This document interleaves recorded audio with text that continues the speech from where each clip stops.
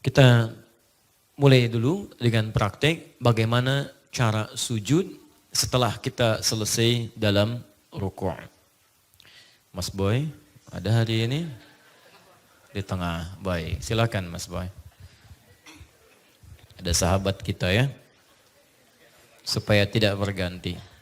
Kan bingung, yang rukuk Mas Boy, masa yang sujud Doni? Ya, sama. Saya masih ingat insya Allah. Mudah-mudahan saya gandeng ke surga insya Allah. Ya, saya duluan, antum belakangan ya. Bismillah. Alhamdulillah. Baik, posisi ruku. Baik. Sebentar, bangun dulu. Gak usah senyum ya, sedang sholat. Sedang sholat, kayak yang kemarin aja ya. Coba geser dikit sini. Baik, kiblatnya ke sini Mas Boy. Cuman sementara kita ke sini dulu ya, supaya kelihatan. Bismillah. Langsung saja sami Allahu liman Allahu akbar ruku. Baik, posisi ruku. Bapak Ibu sekalian bisa maju sedikit. Nah. Baik, lihat baik-baik sini. Ini sudah baik, cukup lurus. Ya, kemarin saya sampaikan, masih ingat ya, ketika akan ruku, lihat baik-baik, jangan langsung berdoa. Ingat, saya pernah sampaikan kemarin tidak langsung berdoa, tapi benarkan dulu posisi ruku yang baik itu supaya sesuai dengan ketentuan yang Nabi tunjukkan. Pertama ingat baik-baik, telapak tangan diletakkan di mana? Di lutut. Ingat, lutut terbuka atau tertutup? Terbuka. Jadi bukan begini tapi terbuka seperti ini. Simpan di lututnya, kemudian tangan tidak ke dalam begini tapi sedikit agak keluar, kan? Supaya menjauh dari diafragmanya. Kemudian lututnya ditekan atau hanya dilekatkan saja? Tekan, ditekan ya, dengan penekanan itu otomatis betis, ini otot di betis bagian belakang akan kencang. Ya, maka ini akan tertarik kemudian ditarik, ya karena ini ditekan, jadi ini tertarik ke atas dan ini diluruskan. Lurus, saking lurusnya Nabi ilustrasikan kalau kita simpan bejana dan di atasnya dituangkan air, maka itu tidak akan tumpah. Ya, ini bagus kan? Ya, ini ada airnya, Hati-hati Mas Boy. Ya. Nah, kurang lebih seperti ini, bertahan ya, 5 menit. Nah, jadi kalau kita simpan begini, ini tidak tumpah. Ini dituangkan tidak tumpah, rapi. Ya, ayo jangan kalah sama sapi, kuda ya. Baik, rukunya sangat bagus. Sapi kita makan dagingnya. Setelah kita makan maka rukunya tidak sempurna. Setelah selesai, ini semua posisi sudah begini, sudah tenang hati kita, darah sudah mengalir baik, baru berdoa. Baru berdoa, seperti yang kita pelajari kemarin. Doa sunnahnya dulu kita baca, yang pokok bisa subhana rabbiyal azim wa bihamdi, atau subhanakallahumma bihamdika Allahumma ighfirli. Setelah kita rasakan nikmatnya berdoa, baru memohon kepada Allah dengan bahasa hati kita. Yang diisyaratkan di Al-Quran dalam edisi yang kemarin. Setelah itu kita akan sujud, tapi masalahnya kalau dari sini langsung sujud, maka persoalannya banyak. Bisa persoalan ke fisik kita, bisa keadaan darah yang tidak siap, bisa kemudian keadaan nafas kita juga jadi semakin tidak teratur. Nah, kemudian apa yang terjadi? Harus ada keseimbangan antara dari ruku sampai dengan ke sujud. Tubuh harus seimbang dulu, darah mengalir dengan tenang dulu, posisi tubuh seimbang dulu. Seimbang, bahasa Arab disebut dengan i'tidal. I'tidal. Maka dari sini kita i'tidal. Karena itu kalimat i'tidal ketika akan i'tidal tidak mengucapkan kalimat Allahu Akbar. Karena ini adalah jeda perpindahan antara ruku ke sujud. Kalimatnya menggunakan kalimat lain yang akan kita ucapkan. Silahkan Mas Boy, i'tidal. Tayyib. Sami Allahu liman hamidah. Lihat baik-baik. I'tidal artinya tegak seimbang. Lurus, seimbang, tegak. Perhatikan kalimat Nabinya sallallahu alaihi wasallam. Beda ketika beliau memerintahkan ruku. Lihat ruku. Kalimatnya hatta tatma'inna raki'an. Ketika memerintahkan sujud hatta tatma'inna sajidan. Jangan Anda bangun dari ruku sampai ruku Anda tenang. Tenang dulu, tenang, nikmat, baca doanya enak, tenang, baru bangkit. Tapi yang paling menarik ketika bangkit, kalimatnya bukan tatma'inna qa'iman, beda. Hatta ta'tadila qa'iman.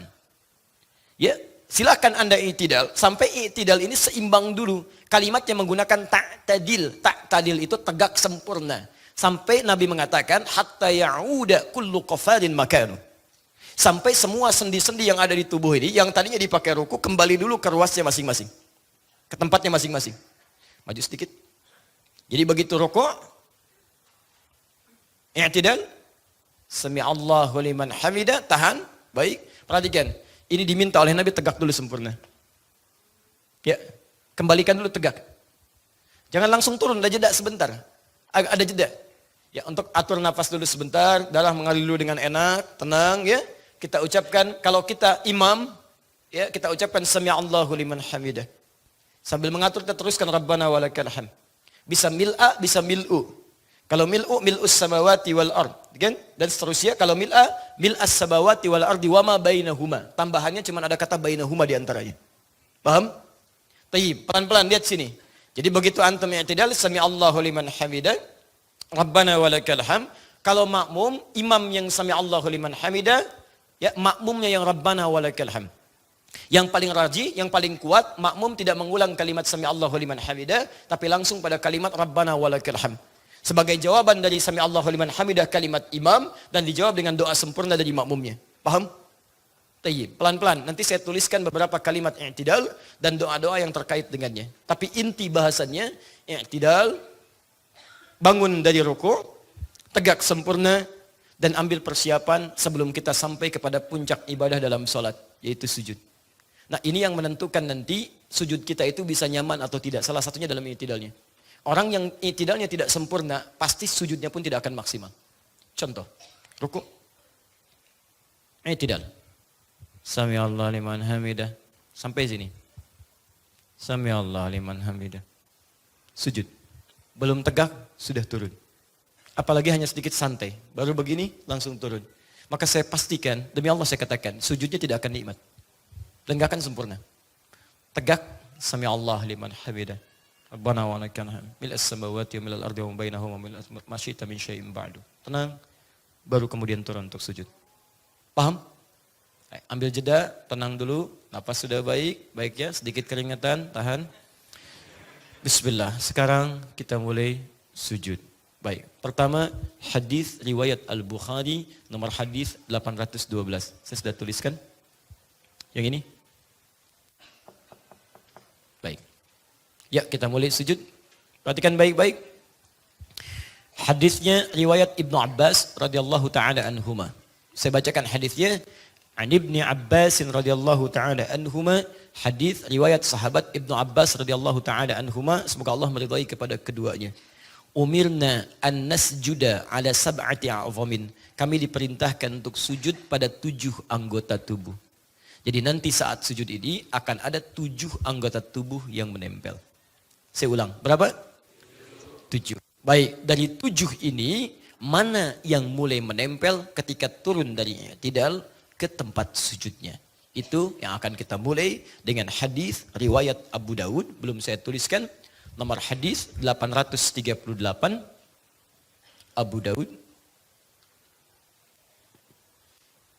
Nama aslinya Sulaiman As-Sijistani, hafal 500.000 hadis. Bukan hafal biasa, tapi dengan derajatnya. Ini sahih, ini dhaif, ini maudhu dan sebagainya. Dan lisannya mudah mengucapkan hadis, lunak. Saking lunaknya kata Ibnul Qayyim Al-Jauziyah, kalau dulu ada Nabi Daud bisa melunakkan besi dengan tangannya, maka ini Abu Daud bisa melunakkan hadis dengan lisannya.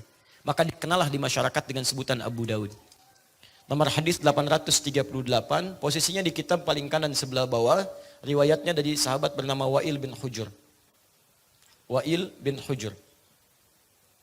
Yang kedua, di kitab yang sama, nomor hadis 840 sampai 841. Posisinya paling kiri sebelah atas di kitabnya. Riwayatnya dari sahabat Abu Hurairah radhiyallahu taala anhu. Baik. Sebentar, kita akan praktekkan 2 hadis ini insyaallah dengan perantara saudara kita Akhi Boy. Pertanyaan saya, kalau beliau sujud kelihatan enggak ke belakang? Bagaimana antum bisa mengatakan, kan beliau belum sujud? Saya tunjukkan, beliau sujud, antum bisa kelihatan. Tolong meja, Pak. Awas.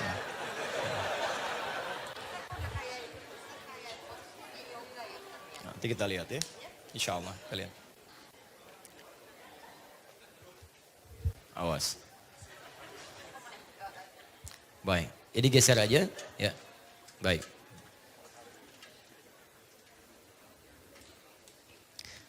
Baik, alhamdulillah. Baik, nggak apa-apa ya. Mas Boy tawakal pada Allah. Baik. Bismillah. Ya. Baik, boleh Bu, silakan. Sebentar ya, ini beliau akan tunjukkan, saya akan bantu bimbing. Insya Allah bisa terlihat dan semoga Allah menerima amal ibadah Mas Boy.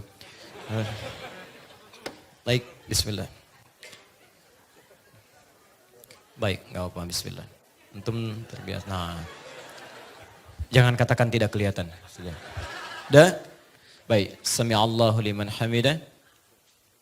Baik, ruku'. Baik. Tahan sebentar ya. Lihat. Sekarang kita akan sujud. Saya bacakan hadis, rahmatullah. Riwayat Abu Daud, nomor hadis 838 dari sahabat Wa'il bin Hujr radhiyallahu taala anhu. Lihat kalimatnya. Bima ma'na idza sajadta fala tasjud kama yabrukul ibil. Lihat. Faliyadha rukbatayhi qabla yadayhi. Kalau Anda ingin sujud, jangan sujud seperti duduknya unta. Kalimat untanya menggunakan ibil. Maka dahulukanlah lututnya sebelum kedua tangannya. Maka cara pertama, lutut dulu turun, baru telapak tangan. Mas Boy? Baik, sebentar. Tahan, naik lagi. Naik, baik. Ya. Ginilah kehidupan. Baik. Siap? Yakin? Alhamdulillah ya. Baik, kadang-kadang tempatnya tegak tapi badan kita yang kurang sehat, kadang kurang enak ya.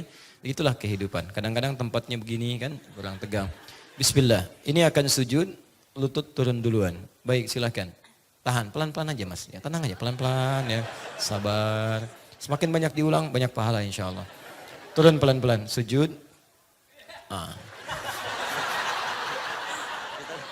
Ya. Tahan. Ini ya. Lutut duluan. Kelihatan? Baik, jadi lutut duluan, baru kemudian telapak tangan, kemudian baru kepala. Ini cara yang pertama. Jelas? Tahan pelan-pelan. Tahan dulu. Ini cara yang pertama, lutut dulu, baru kemudian telapak tangannya. Jelas ya? Cara yang kedua. Naik Pak. Ya, sabar ya. Boleh mundur sedikit aja. Sedikit aja. Ya. Baik. Hadis riwayat Abu Hurairah radhiyallahu taala anhu masih di Abu Daud nomor hadis 841 dari 840 sampai 841. Idza sajadta fala tasjud kama yabrukul ba'ir. Kalimat untanya berubah, ba'ir. Lihat kalimatnya. Faliyadha yadayhi qabla rukbatayhi. Kalau Anda sujud, jangan sujud seperti duduknya unta. Silahkan letakkan, dahulukan telapak tangannya sebelum lututnya. Paham? Maka yang kedua, telapak tangan dulu. Turun. Tahan. Yang kedua. Jelas ya? Naik lagi. Bismillah. Turun pelan-pelan, pelan-pelan. Telapak tangan dulu. Jelas ya? Baru lutut. Nah, sujud. Paham? Baik. Jadi, kalau ada di antara kita, teman-teman sekalian, yang sujudnya kemudian menggunakan lutut dahulu dari i'tidal turun ke tempat sujud, maka dia sedang mengamalkan petunjuk hadis Abu Daud nomor hadis 838, riwayat sahabat Wa'il bin Hujr. Paham? Jika ada yang memulai menggunakan telapak tangan dulu, maka dia pun benar mengamalkan amalan hadis di Abu Daud, cuman beda 2 nomor. Nomor hadis 840 sampai 841, riwayat sahabat Abu Hurairah. Jelas sampai sini? Baik, jadi dari 7 ini kita sudah dapat 2. Baik ya, dari 7 ini dapat kita bagian, 2 bagian. 2 telapak tangan, 2 di lutut. Jelas? Taib. Duduk sebentar di sini saja. Nah, sekarang pertanyaan saya, dari 2 cara ini, mana yang paling utama? Ruku dengan sujud dengan lutut dulu atau telapak tangan dulu? Yang lutut angkat tangan. Yang telapak tangan? Baik, sisanya kepala duluan.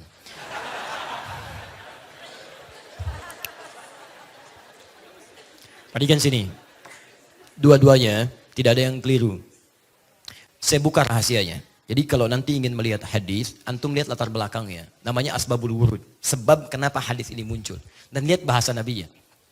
Teman-teman sekalian, Wa'il bin Hujur dibandingkan sahabat Abu Hurairah, sahabat Wa'il radhiyallahu taala anhu itu masuk Islam lebih duluan dibanding sahabat Abu Hurairah. Dan beliau juga termasuk yang paling rajin mengamati ibadah Nabi, sehingga sifat sholat Nabi itu lebih banyak diriwayatkan oleh sahabat Wa'il. Banyak meriwayatkannya di awal-awal masa. Nah, sahabat Abu Hurairah radhiyallahu taala anhu itu masuk Islam 3 tahun sebelum Nabi wafat. 3 tahun sebelum Nabi wafat, pada tahun ke-7 Hijrah. Ya, pada saat itu beliau kemudian datang ke Madinah, singkatnya masuk Islam dan merasa terlambat dibandingkan sahabat lain. Akhirnya beliau termotivasi lebih mengejar sahabat yang lainnya. Kalau yang lain nunggu di majlis Nabi, beliau menunggu di depan rumah Nabi. Bagaimana cara Nabi jalan, cara Nabi nengok, cara macam-macam cara ibadah diikuti oleh beliau. Ya, radhiyallahu taala anhu. Singkatnya, maaf, 3 tahun sebelum Nabi wafat, berapa usia Nabi? 60 tahun kurang lebih. Beliau wafat sallallahu alaihi wasallam kurang lebih usia 63 tahun. Baik, beliau usia 60 tahun.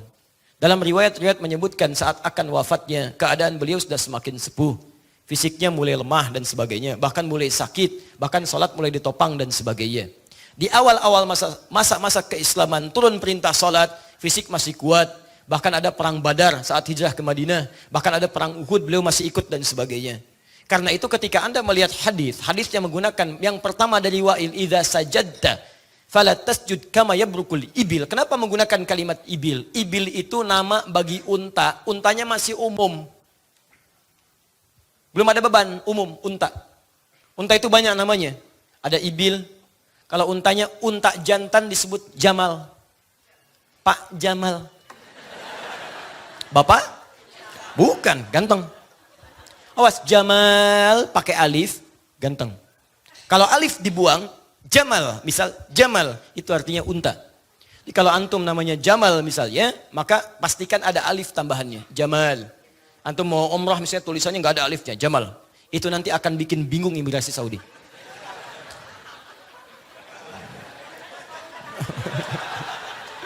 Baik. Jamal, unta jantan. Unta betina, naqah. Naqatallahi wa suqyaha fakadzabuhu fa'aqaruha. Unta Nabi Saleh, unta betina. Hatta yalijal jamalu, jamal unta jantan. Tapi di sini lihat baik-baik. Ba'ir unta tunggangan, sudah ada beban. Ketika Nabi menyebutkan pada pertama kali sujud menggunakan lutut, kalimatnya menggunakan ibil, unta umum yang belum ada bebannya. Ingin mengisyaratkan masa di zaman Wa'il bin Hujur itu ada, melihat Nabi dalam hal pertama salatnya, Nabi menggunakan lututnya. Di awal-awal masa salat. Ketika kemudian beliau semakin beranjak sepuh dan sebagainya, kalimatnya kemudian berubah ketika menunjuk pada Abu Hurairah, karena ketika beliau turun lewat salatnya, kalimatnya kemudian berubah kepada sahabat Abu Hurairah. Dari kata ibil menggunakan kata ba'ir, unta yang sudah mulai ada beban. Pertanyaan saya kepada Bapak Ibu sekalian, ini mohon maaf ya, ini tidak harus selalu yang sepuh. Ya, biasanya kalau kita sudah semakin bergerak semakin senior S-nya banyak sampai sepuh, ya, yang paling punya persoalan pertama apa? Lutut. Karena itu ketika akan sujud lutut bermasalah, kalau tidak ada alternatif mau pakai apa? Bisa masalah. Sama persis dengan unta yang punya beban tunggangan. Unta berapa kakinya? Kan. Kalau tidak tahu katakan. Baik. Berapa kaki unta? Allahu a'lam, Masya Allah. Lain kali begini, kalau main-main jangan cuma dilihat, tanyakan pada pawangnya. Saya serius. Kami punya kelas di Tripoli dan juga di Bekasi. Kita kalau sedang praktek tafsir Al-Quran tentang hewan-hewan dalam Quran, kita keluarkan hewannya, kita pergi ke kebun binatang. Saya bikin kelompok. Ini serius. Kelompok unta, kelompok kera, kelompok macam-macam. Terus kemudian analisis. Misal kelompok unta, kenapa Allah meminta menganalisis unta? Afala yanzuruna ilal ibili kaifa khuliqat? Ada apa di unta? Kelompok kera, kenapa Yahudi dikutuk jadi kera, bukan hewan lainnya? Quran surah kedua ayat 65. Kunu qiradatan khasiin. Kenapa jadi kera? Dilihat, dianalisis. Antum kenapa disebutkan burung bulbul tidak melihat bagaimana kekuatan daya burung bulbul menjelajah tempat dari negeri Sabah ke tempatnya Nabi Sulaiman? Bagaimana seekor burung kecil punya kemampuan menembus yang demikian? Burung apa itu? Lihat dan sebagainya. Ada pemetaan. Ternyata burung dulu jadi intelijen, jadi pengintai. Sekarang yang manfaatkan itu militer dari kalangan yang lain. Dia pasangkan alat-alat itu untuk memonitor, dia pasangkan kamera selain cincin pada burung. Di burung itu kalau dalam penelitian ilmiah dipasangkan cincin untuk dilihat bagaimana migrasinya, kemana dia terbang. Sekarang digunakan pada dua hal. Pertama, untuk spionase bagi sementara kalangan-kalangan negara tertentu. Yang kedua, bahkan digunakan untuk membawa virus. Ini yang bahaya. Ini yang bahaya. Ya. Tapi kita dulu pernah diberikan isyarat bahwa burung bisa digunakan untuk membawa manfaat. Kalau burung migrasi begini, tandanya apa? Kalau burung cepat keluar, tandanya apa? Ini cuma contoh. Nah, unta ternyata setelah diteliti kakinya dua. Dua. Yang depan tuh tangannya, yang belakang kakinya. Betul. Nanti antum lihat ya. Unta satu-satunya hewan yang punya selaput di matanya. Jadi begitu ada badai, langsung nutup, dia bisa jalan. Antum punya Ferrari, Lamborghini, Lamborghini, yang macam-macam lah pokoknya. Pakai di padang pasir. Begitu badai, antum diam. Kaya, bagus, mobil mewah. Diam, unta lewat. Masya Allah. Tutup. Unta satu-satunya hewan yang punya tembolok. Bisa menampung air. Sampai 3 bulan dia bisa nggak minum. Antum jangan bangga kalau baru busa puasa. Nggak minum 3 hari, jangan bangga. Unta 30 hari. Baru sebulan. Yang paling hebat 90 hari. 3 bulan. Teman-teman, salah satunya unta, hewan paling sensitif. Dan paling perasa. Panas luar biasa, dia bisa tahan panas. Tapi giliran memberikan susu pada anaknya, dia akan mengeram masuk ke dalam air. Dia katakan, Setelah itu kemudian dia bangkit, baru dia susui anaknya. Apa rahasianya? Supaya dingin air susunya. Begitu unta punya rasa terhadap anaknya. Ya, dan hebatnya dia juga punya rasa kepada orang yang memperlakukan kepada dirinya. Kami pernah di Libya punya pengalaman, ada seorang yang kasar kepada unta. Jarang diberi makan, sering dipukul dan sebagainya. Ini kisah nyata. Apa yang terjadi? Satu malam didobrak kandangnya dengan kakinya ditendang, kemudian dicari tempat tuannya, diperhatikan sampai di mana dia tidur, diinjak-injak sampai meninggal. Unta. Ya. Makanya kalau satu saat ke piramid kemana antum ketemu unta, ya Masya Allah. Coba lihat. Ya, sayang unta, ya, Masya Allah. Ah ini, unta, ba'ir punya beban. Makanya kalau antum lihat, kalau unta yang biasa ketika akan duduk dia, masih biasa, itu dia dahulukan telapak tangan. Depannya, tekuk begini. Tapi kalau sudah ada beban, ya kebalik dia. Kebalik. Ya, maka dia akan terbalik. Kalau ada beban, dia dahulukan apa dulu? Telapak tangannya. Kalau tidak ada beban, dia lakukan apa dulu? Lutut. Nah, kita harus terbalik dengan unta. Terbalik dengan unta. Maka kalau tidak ada beban, dahulukan lutut. Kalau ada beban, dahulukan telapak tangan. Itu asalnya. Tapi hukumnya, kalau dikaitkan dengan kaidah hadis jam'u wa taufik, bukan karena ada bebannya. Bukan karena Nabi sepuhnya. Karena ada orang yang tidak sepuh, tapi lututnya bermasalah. Misal cedera lutut dan sebagainya. Ya. Mau sujud, dia berdiri aja begini. Kenapa? Belum sepuh. Masya Allah, bukan. Bukan karena sepuhnya antum tidak bisa menggunakan tangan, bukan. Maka namanya illat dalam ilmu hadis. Illat penyebab Nabi tidak bisa menggunakan lututnya, karena ada ketidakmampuan menggunakan lutut. Jangan dilihat kepada sepuhnya. Karena hukum itu al-ibratu bi'umumil lafzi la bi khususis sababi. Hukum itu berlaku bukan karena khusus sebabnya, tapi keumuman lafadznya. Artinya apa? Kalau ada orang bermasalah lututnya, gunakan telapak tangannya. Kalau ada orang bermasalah telapak tangannya, gunakan lututnya. Karena itulah Ibnul Qayyim Al-Jauziyah menulis kitab pertama sifat salat Nabi, beliau memilih menggunakan lututnya. Biasanya kalau pilihan ulama, tokoh besar dipilih, maaf, rakyatnya ikut. Masyarakat ikut. Coba lihat, Kiai A pilih pakai ini, antum ikut. Ustaz tadi bismillahnya pakai apa ya? Dijaharkan, bismillahirrahmanirrahim, saya ikut juga. Biasanya kalau tokoh mengerjakan sesuatu, yang lain ikut. Itu umum. Makanya kemudian ketika Syekh Al-Albani menulis kitab sifat salat Nabi, beliau merajihkan yang menggunakan telapak tangan. Salah satunya bukan ingin menepikan menggunakan lutut, salah satunya supaya memberikan solusi bagi orang-orang yang tidak tahu kalau dengan telapak tangan pun bisa digunakan. Jadi ini bukan menunjuk mana yang lebih kuat, yang lebih sunnah di antara satu keduanya. Tapi hanya alternatif yang memudahkan bagaimana cara sujud. Jadi jangan sampai ada perselisihan di antara kita hanya persoalan cara sujud saja. Ya, suami pakai lutut, ya istrinya pakai telapak tangan. Di situ belajar pada ustadz yang berbeda, merasa yang paling sunnah ini yang bahaya. Begitu suami turun kemudian menggunakan lututnya, tidak sunnah. Masya Allah. Ya, tuh. Baik jelas ya. Baik, ini penting saya tekankan karena di Bekasi pernah ada kejadian suami istri bu, ini nyata, tidak tegur sapa semalaman karena persoalan ini. Istri belajar pada seorang guru menggunakan telapak tangan. Suami pakai lutut. Ini nyata, saya langsung berkomunikasi. Suaminya pulang telat satu kali ke rumah, terlampau malam karena macet pekerjaan, sampai di rumah belum sholat isya. Begitu sholat di samping istri, istri melihat saat sujud menggunakan lutut duluan. Begitu selesai salam, tanpa muqaddimah. Istri, tanpa muqaddimah, langsung mengatakan, papa sholatnya nggak sesuai sunnah. Tanpa muqaddimah. Suami, karena pemimpin, jiwa pemimpin, apa yang paling dominan? Sifat pemimpin? Sifat yang paling dominan, pemimpin tidak mau dipimpin. Makanya ibu kalau punya persoalan pada suami, ingat, pemimpin tidak mau dipimpin, tidak menerima saran, hanya menerima masukan. Makanya kalau Anda ingin masuk pada seorang pemimpin, masuk lewat pertanyaan atau hal-hal yang membuat solusi yang terbaik. Lihat baik-baik, papa sholatnya salah, gak sesuai sunnah. Maka muncullah pembelaannya, mama yang belum baca hadis. Padahal dua-duanya gak baca. Gak baca. Besoknya senyum ketika bertemu, ya, kemudian nanya suaminya kenapa? Ya, papa sholatnya pakai lutut duluan, harusnya sujud pakai telapak tangan dulu. Besoknya saya tunjukkan, dua-duanya ada di kitab yang sama. Nih, yang pakai lutut paling kanan nomor hadis 838, yang pakai telapak tangan paling kiri nomor hadis 840 sampai 841. Akhirnya apa yang terjadi dua-duanya? Senyum.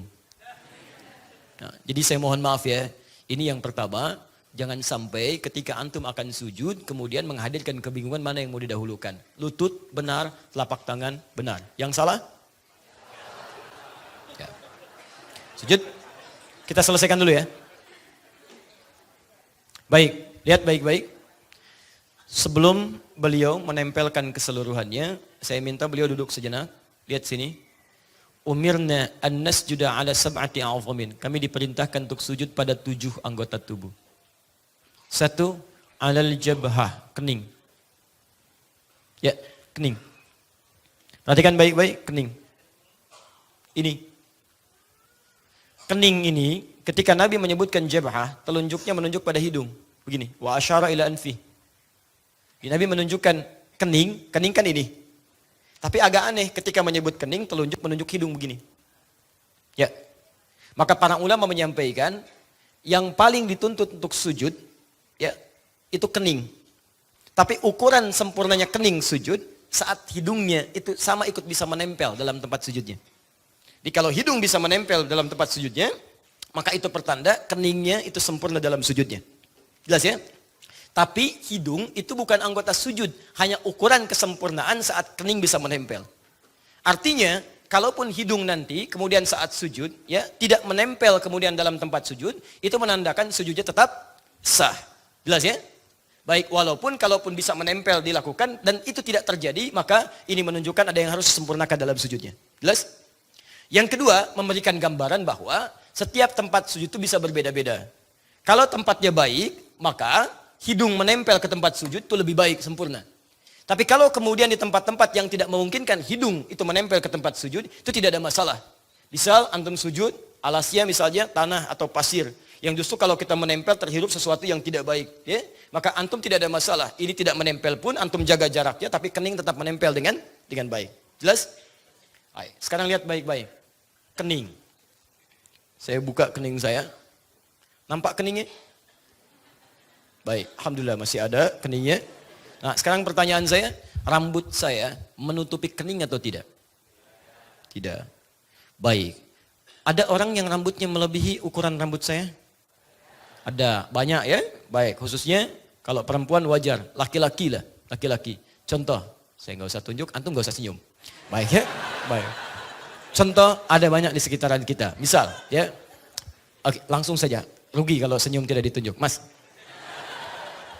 Ya.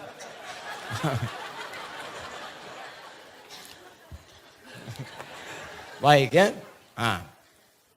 Ini kan kalau diurai, ya kalau diurai, ini kan tertutup. Tidak usah masalah, tenang aja Mas ya. Zaman Nabi juga ada rambutnya, Nabi sebahu Mas, segini. Ya, ada, tidak ada masalah. Ya, tapi bagaimana kemudian dipraktikkan dalam sholat? Yang saat dipakai sujud kan bukan rambut, tapi kening. Maka dari itu, digunakanlah kemudian perangkat-perangkat yang bisa membantu kening ini bersujud dengan sempurna. Apa itu? Ada yang menggunakan imamah. Imamah itu kita sebut sorban. Sebetulnya imamah yang dililit di kepala. Kayak pangeran di Ponorogo. Kan?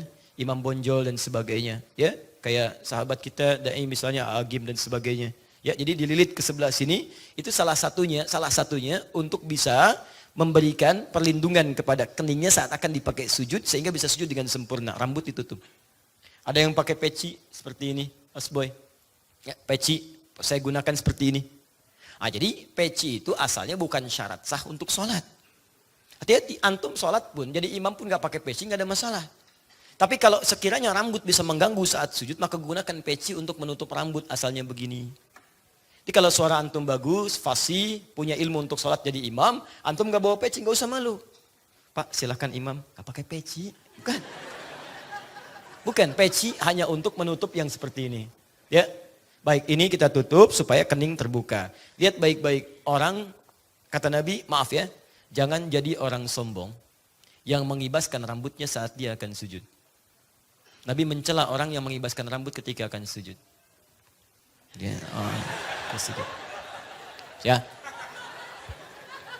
Nah, jadi beliau boleh kalau antum pulang dari sini mau pakai gitu kan, untuk itu boleh pakai peci, boleh dalam sujud atau diikat begini juga boleh. Ya, yang penting ini tampak. Ya, tapi daripada menimbulkan satu hal misalnya yang orang lain agak kebingungan, ya kalau tidak terbiasa antum boleh tutup atau boleh gunakan yang seperti ini. Mas ya? Ada, jadi nggak ada masalah. Sorban bisa dipakai, bisa dililit ke sini. Jadi ada tradisi, ada yang gunakan untuk bagian-bagian yang melengkapi syariat. Paham? Nama siapa? Hidayatus Salam. Hidayatus Salam, Masya Allah. Jazakallah khair, Mas Hidayatus Salam.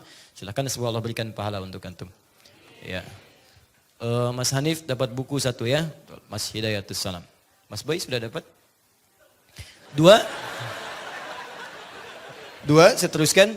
Ini kening sudah ada. Kedua, lihat. Pertama, jabhah, kening. Yang kedua, yadain, dua telapak tangan. Disebut tangan karena tangan semua turun. Yang nempel telapaknya tapi semua tangan turun. Ya, dua telapak tangan, nempel. Dua tangan, di 1 tambah 2 berapa? 3. Dua telapak tangan, sudah. Kening, sudah. 3, rukbatain, 2 lutut. Rukbatain, 2 lutut. 3 tambah 2 berapa? 5, 2 lutut. Terakhir, lihat, asabi' ar-rijlain, jemari di 2 kaki.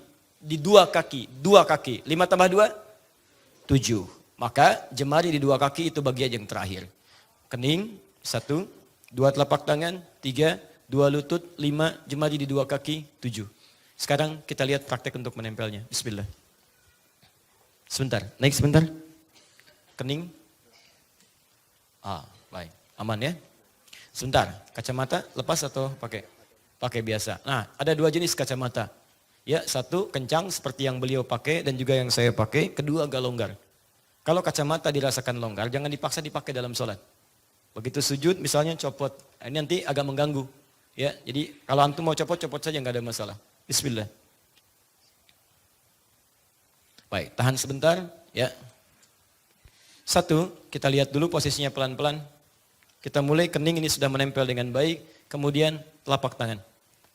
Yang paling gampang, telapak tangan ini ketika akan bersujud, apa ukuran lebar dari telapak tangan ini?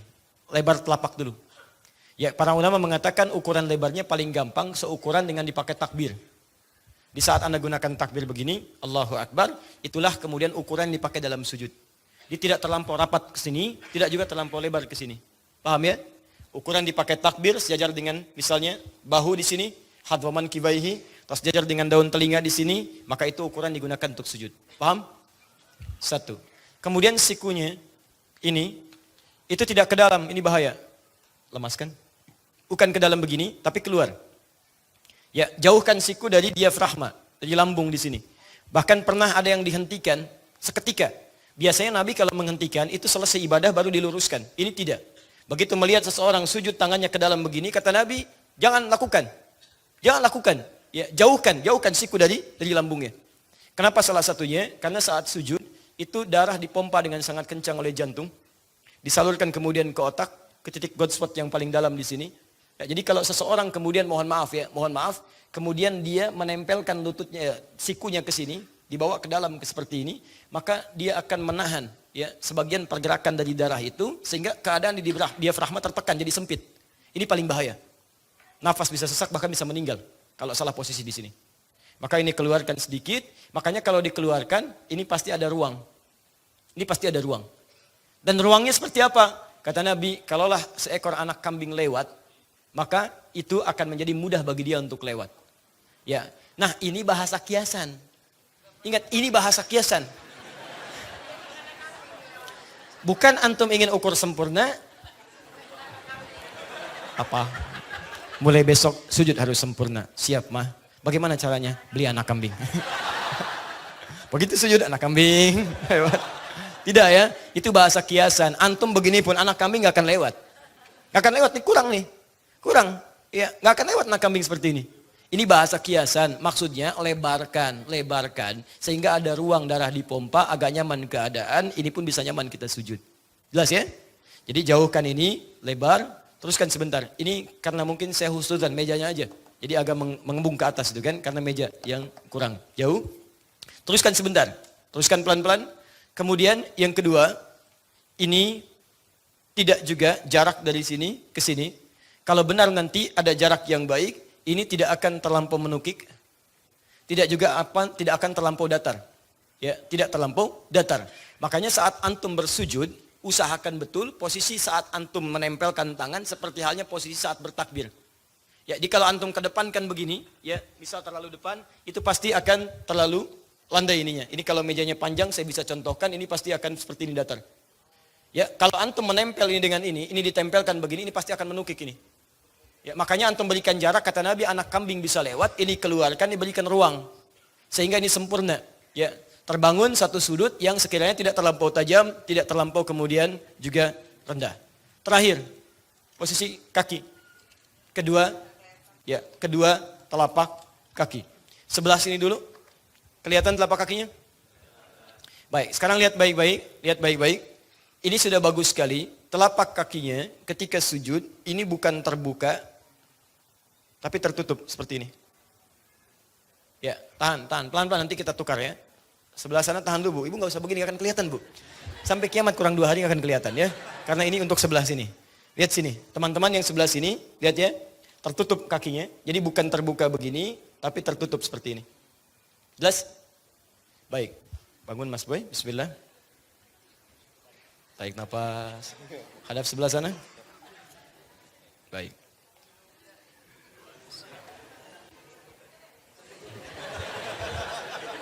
Ya, sujud. Bismillah. Tahan sebentar. Gak apa-apa, gak mundur sedikit, masih ada space. Ya, tahan. Sampai tangan saya. Baik. Ini rapikan. Ibu lihat, untuk yang kaki ini tidak terbuka begini, tapi tertutup seperti ini. Jelas ya? Tidak terbuka, tapi tertutup seperti ini. Dan tidak ada beda antara laki-laki dengan perempuan. Sama seluruhnya. Ini posisi kakinya. Jelas ya? Kepala sudah jelas, tangan sudah jelas sampai siku, lutut sudah, ini juga sudah. Posisi ini harus sempurna dulu menempel. Saya teruskan hadisnya. Idza sajadta famakkin sujudaka. Kalau Anda sujud, maka tempelkan betul anggota tubuh untuk sujud itu. Jadi Anda jangan dulu berdoa, bukan mengambang tapi menempel. Kening menempel. Setelah itu, lihat hatta tatma'inna sajida. Sampai tenanglah keadaan kita sujud. Jadi antum tempelkan dulu, kalau darah sudah mengalir dengan enak, dengan tenang, baru setelah itu antum berdoa kepada Allah Subhanahu wa taala. Jelas sampai sini? Tayyib. Lihat baik-baik. Nanti saya tunjukkan sisi ilmiahnya. Pertemuan berikutnya saya turunkan doanya. Nanti saya undang kawan, seorang dokter juga, yang nanti insya Allah bisa saling menerangkan dan bersinergi apa rahasia di balik kening ini, sehingga dalam posisi sujud darah dipacu dan ada mengalir terpusat ke otak, dan ada satu titik di sini yang sangat menentukan, sampai disebut dengan titik God spot. Dan cuma Al-Quran yang menerangkan itu, hadis memperdalam, antum akan temukan di kitab lain. Ini yang akan menentukan tentang aspek capaian yang kita raih tadi. Ya, pelan-pelan kita baru sampai sini, kita belum berdoa. Nah, ada rahasia besar dalam sujud yang doa kalau kita panjatkan saat itu berpeluang seketika dikabulkan oleh Allah Subhanahu wa taala. Bagaimana bacaan doanya, seperti apa jenisnya, kita nanti akan teruskan pada pertemuan yang berikutnya di bulan yang akan datang. Ya.